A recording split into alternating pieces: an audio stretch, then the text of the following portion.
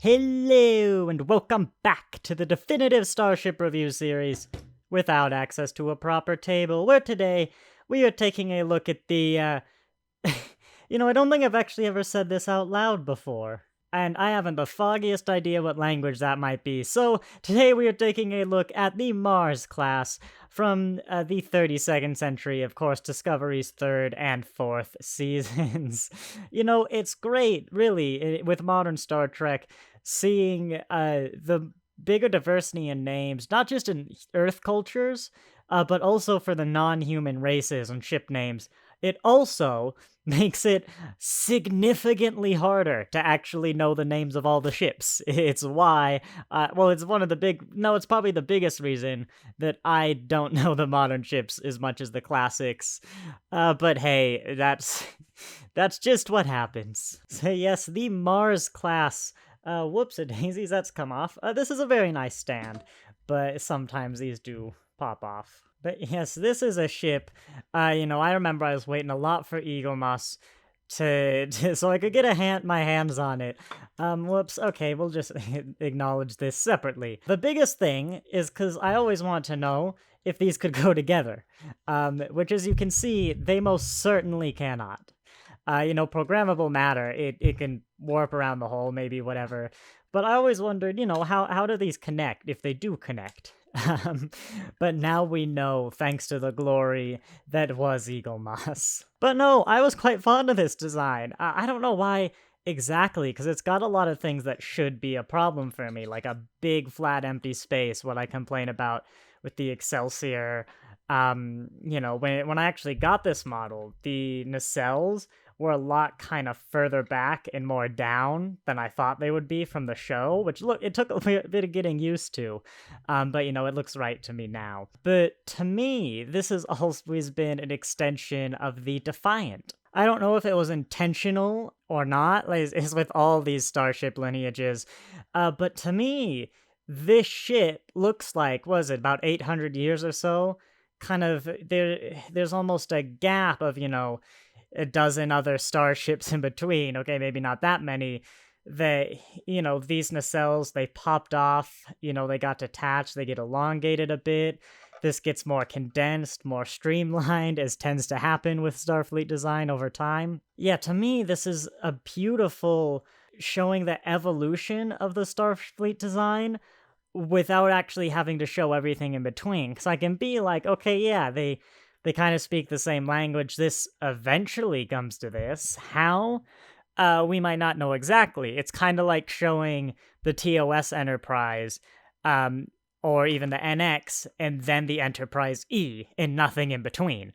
Like, yeah, you can kind of see how they morph, because this is how lineages work. In every single instance, except for one recent instance, USS Titan my ass. But anyway, enough about recent developments and the Defiant.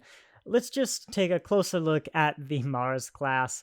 Very sleek body. It's actually a big ship, much bigger than I might have thought originally.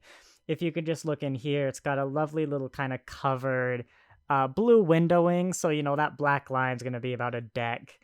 Again, kind of Defiant-esque, maybe 10 decks max, ignoring this little bit down here. I don't know what it is. It's kind of like in jets and stuff, like an air intake, but for one, it's facing the wrong way, and for two, you're in space. I mean, best guesses. If it was the other way around, I might say it's a deflector dish, but who knows, maybe it's impulse or something. Maybe it's the 32nd century and they're just so advanced we can't even begin to understand their design philosophy, rainforest in space. But yeah, very simplified. Another little bump up here for the same, looks like more engine-y technical stuff. I would guess actually this is the deflector dish right here, although it could be lights, because Discovery does that. It's kind of far away. This could also be the deflector, maybe the bridge. It looks more like big, thick windowings, like a mess hall or something would traditionally have. The biggest thing is just this shape, almost manta ray-esque. Again, kind of, I think maybe this is where it's coming from, the Defiant-esque, because it's kind of the smallest at its back. It extends out around like the rear midsection, and then it tapers off back to more of a point. Like, I mean, don't get me wrong, these are not the same size, but in terms of general proportion shape, like, yeah, you can pretty easily squeeze, push, and pull the Defiant whoops-a-daisies into the shape of a Mars class. And it's also, it's thin. I wonder even, I don't know if that little bump's supposed to emulate the little, I don't know, kamikaze thing on the front of the Defiant. But yeah, it's just a lovely little part of a lineage. And I don't mean lineage as in this isn't a Defiant. There doesn't even necessarily have to have been a Defiant letter that was a Mars class. But it's a lineage in that, as I've talked about before, the next generation of starships is going to be influenced by the previous generation.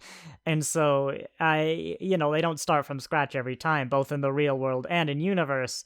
These ships are kind of based off of each other, and every now and then you get a brand new design, like, I don't know, the Defiant, that's just a completely different shape or something that spurs its own lineage. And God, that's why I love the 32nd century. They have both. Their nacelles are also very interesting and organic. Not a straight line. Who's the Spanish architect, the Barcelona guy who loved that? God, he would have loved this. I can't remember his name, but he made a fantastic cathedral, the La Sagrada Familia, and like most of the city of Barcelona. And that's the part where the dog ram bumped the camera leg, causing it to fall over and the viewfinder to close, which stopped the recording, and I'm pretty sure it's saved, but I've got no idea how much of that, if any, we lost.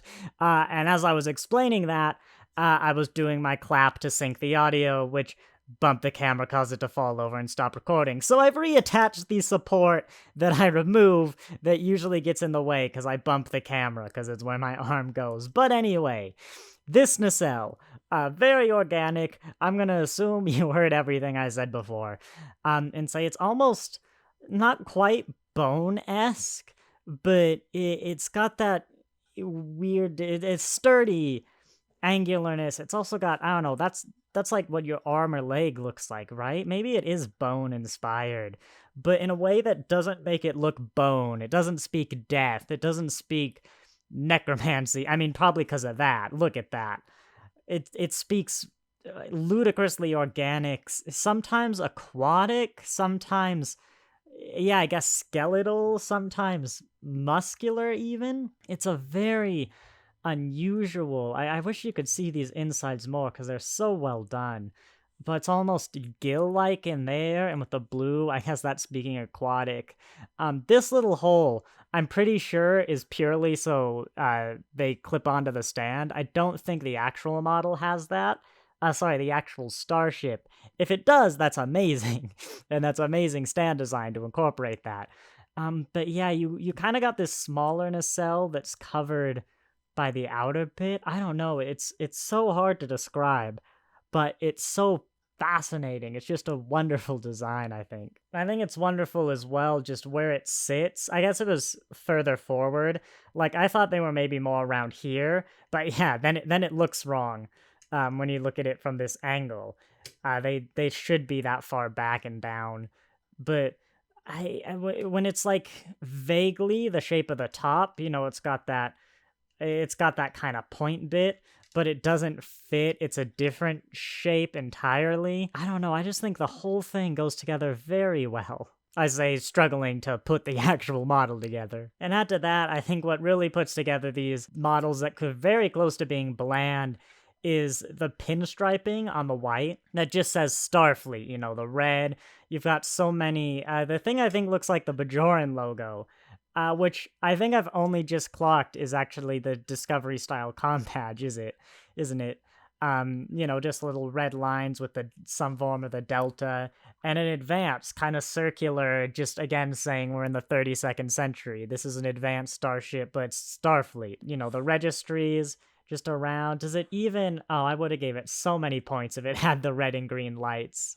But yeah, little registry on the bottom, and the pinstriping that's just so Starfleet, that white on red. It's a very movie look. Sorry, that red on white, but the thin red, very movie look. Not overdoing it, but definitely making the model interesting. Just highlighting the edge but still kind of leaving that border, almost make it pop a bit more, like a 3D effect. It is 3D. And of course from the side, this, so it's much more interesting. Your eye focuses on that.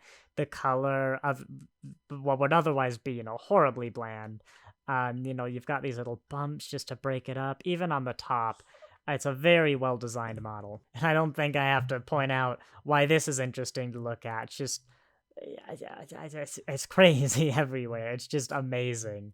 But yeah, I think that's probably all I gotta say about the Mars class. I hope you enjoyed. I hope my 32nd century reviews are swaying some people. I know it's rather divisive.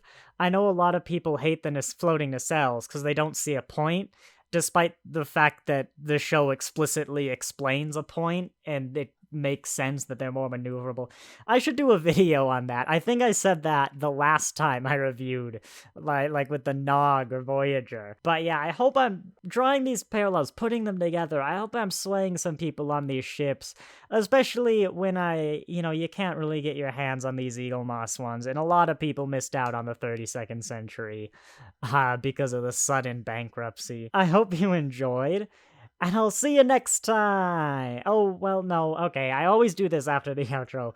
There's a vote, both for me to review ships and what my partner's gonna review next. I kind of love them to do the Universe Collection. People are voting for the specials, which is a lot of the Abrams stuff early on. But yeah, make sure to put in votes for those. But yeah, thanks for watching, and I'll see you next time. For reals this time.